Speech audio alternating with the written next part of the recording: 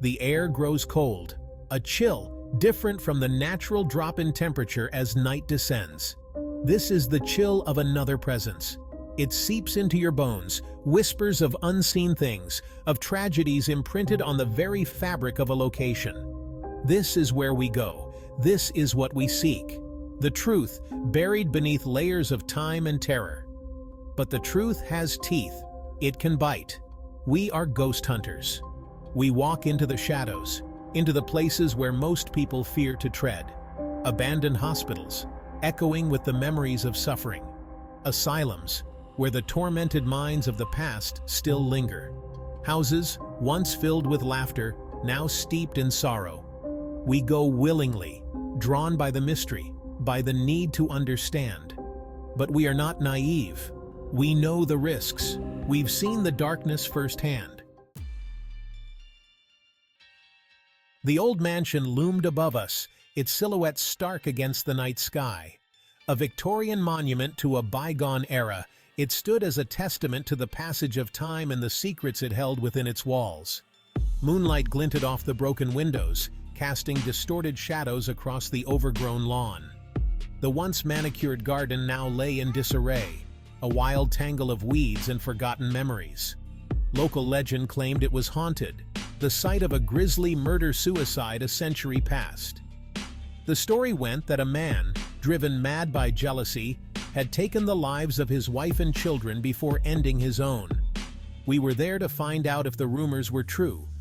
Our team of ghost hunters had heard countless tales of the supernatural, but this place had a reputation that set it apart.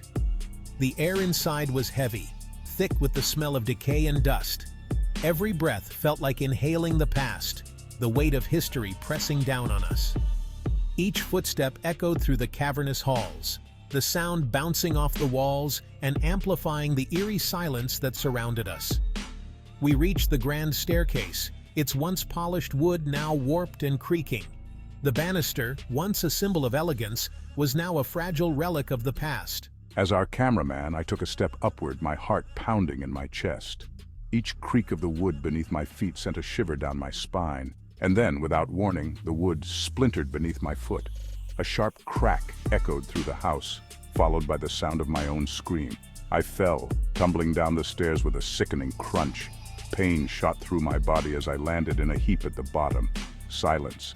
Then I groaned, the sound breaking the oppressive quiet. The pain was intense, radiating from my ankle and making it hard to think. I was hurt. My ankle twisted at an unnatural angle. The sight of it made my stomach churn, and I knew I wouldn't be able to walk on it. We helped him up, careful not to cause more pain. The incident was a stark reminder that even the most mundane things can turn dangerous in these haunted places. The mansion, with its dark history and decaying structure, was a place where the line between the living and the dead seemed to blur. Every step we took was fraught with peril. The spirits, it seemed, had sent us a warning.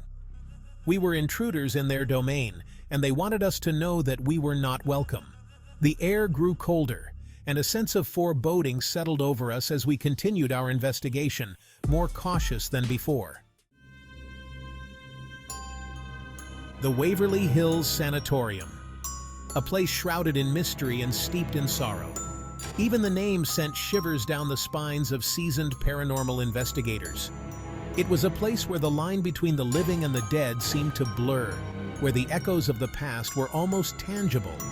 Thousands had died within its walls, their suffering a palpable weight in the air.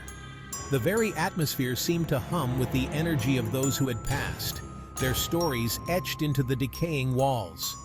We were drawn to its dark history, compelled to document the whispers of tormented souls that seemed to emanate from the very bricks. Each step we took felt like a journey back in time, to an era of pain and despair. The air was thick with the smell of mildew and decay. It was as if the building itself was slowly rotting away, consumed by the weight of its own tragic history. The floor was littered with debris, remnants of the building's slow surrender to time and neglect. Old hospital equipment lay scattered, covered in a thick layer of dust, forgotten relics of a bygone era. We descended into the basement, a labyrinth of dark rooms and corridors. Each turn brought us deeper into the bowels of the hospital, where the air grew heavier and the darkness more oppressive. The air grew colder, damper. It clung to our skin, sending shivers down our spines. The silence was deafening, broken only by the occasional drip of water echoing through the halls. Then it happened. I stepped forward, my footfall echoing in the stillness. The floor gave way beneath me, collapsing into the darkness below. It was as if the building itself was trying to swallow me whole, to make me a part of its tragic history. I disappeared with a startled shout, swallowed by the shadows. The darkness enveloped me, a cold, unyielding embrace that seemed to pull me deeper into the abyss. We rushed to the edge, hearts pounding. The fear was palpable, a shared terror that bound us together in that moment of crisis. He was lucky, having fallen only a few feet, but the message was clear. The hospital was a living entity, a place where the past and present collided in a dangerous dance. Waverly Hills was not to be trifled with. It was a place of power, where the spirits of the past held sway over the living. The spirits here were powerful, and they guarded their domain jealously. We had come seeking answers, but we left with more questions, and a deep respect for the restless souls that called Waverly Hills home. The asylum was a place of nightmares, padded cells, rusty restraints, and the lingering scent of disinfectant and despair.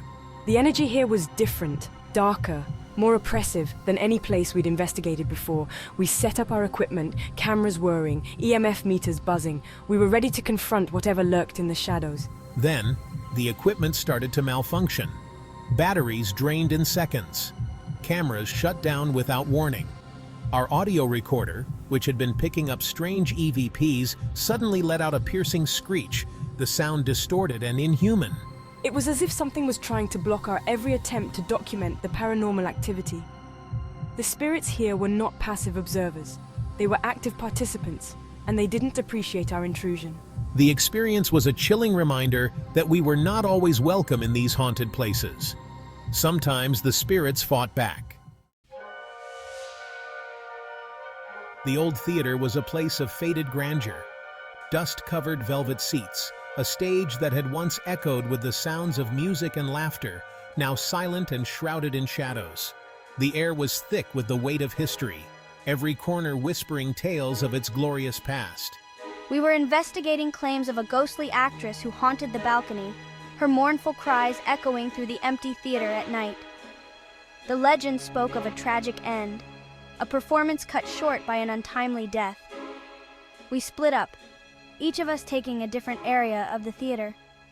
The atmosphere was tense, every creak and groan of the old building setting our nerves on edge. I was on the main floor, near the stage, when I felt it.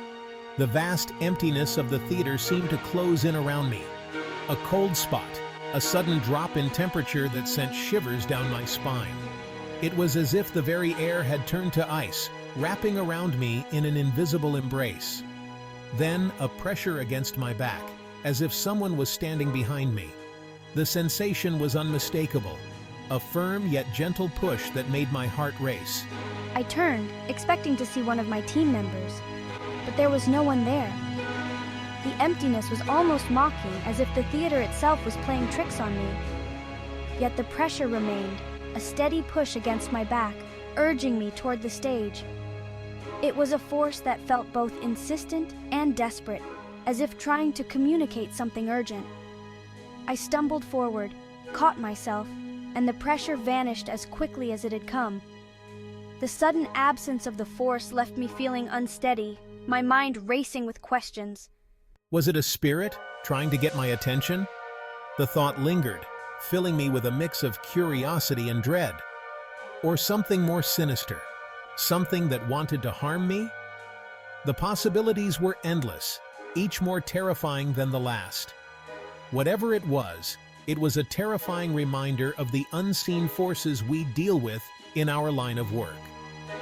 The theater, with its rich history and lingering spirits, was a place where the past and present seemed to collide, creating an atmosphere thick with mystery and fear. As we continued our investigation, the sense of being watched never left us.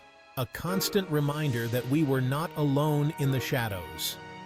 The unseen hand that had pushed me was just one of many secrets this old theater held, and we were determined to uncover them all, no matter the cost.